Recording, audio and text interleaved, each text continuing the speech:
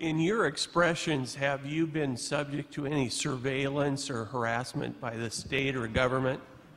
Of course. After 9/11, every time I flew, I was taken aside twice by Homeland Security. Once when I went through the general security, and the second time when I was standing in line with my boarding pass. I spoke in, a full confession. I was invited by the communist government of Tuscany to speak to 10,000 high school students in an auditorium on American policy in the Middle East.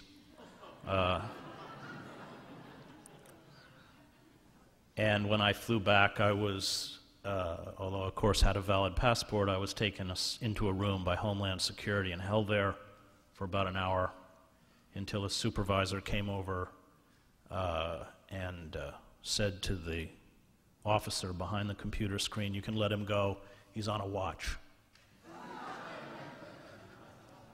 This was happening to several of us who were very outspoken about the war, and I spoke to my friend Michael Ratner at the Center for Constitutional Rights, and we spoke about suing the government, and it instantly stopped. But you can be sure that that list is still existent. My phone, I have, because I spent 7 years in the Middle East, I have a lot of phone messages to and from the Middle East, and what happens is that when a call comes in, for instance, from Tehran, it rings once and it goes dead, and then whoever is calling from Tehran has to call back because that triggers the recording machine. I don't pose, and there is no threat to the state, but I can assure you that perhaps, well, I think more than perhaps, I think the reason that the draconian controls were so severe in places like Pittsburgh and Toronto was that they were seeking to deliver a message. They militarized the whole center of Pittsburgh.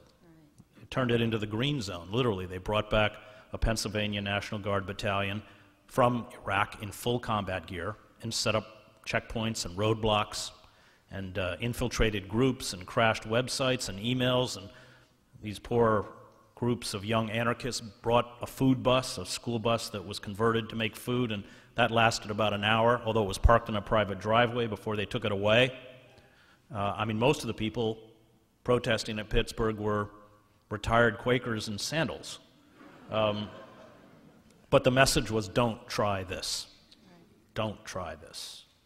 And I can assure you that the corporate state, which has built a frightening internal security apparatus, will use it. I used to say that the Gestapo broke bones, but the Stasi broke souls. And we become the Stasi, as anybody who's looked at what we do in our supermax prisons will tell you. Thank you, Mr. Hedges. In 1997, Jerry Mander wrote a book called 4 Arguments for the Elimination of Television.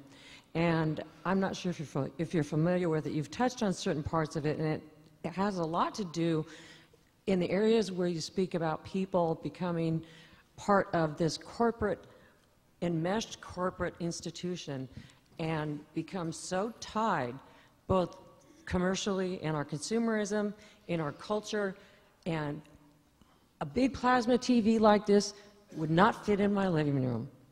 And how a culture that is so taken over, whose minds and souls and thoughts are totally taken over by manufactured messages beyond anybody's scope of reference, beyond anybody's knowledge, then I'd like to, well, I am trying to. Where do you see this trend going when television is brainwashing America? I don't own a television, and I don't watch it, because I don't want to speak in the language in which they give me. And one of the things that frightens me is the severance of the death of a print-based culture and the rise of an image-based cultures. Totalitarian societies are always spectacle and image-based. They do it really well. And you can go back and read Cicero on the arena and how the Roman Colosseum and the arena and the games poisoned civil and political discourse in ancient Rome. And that's precisely it's a very powerful form of pacification.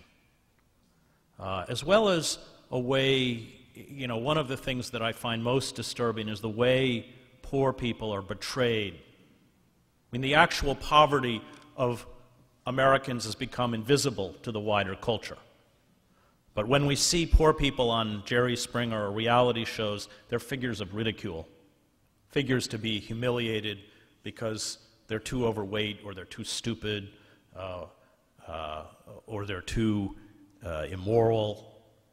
That's what the reality shows themselves celebrate or promote the values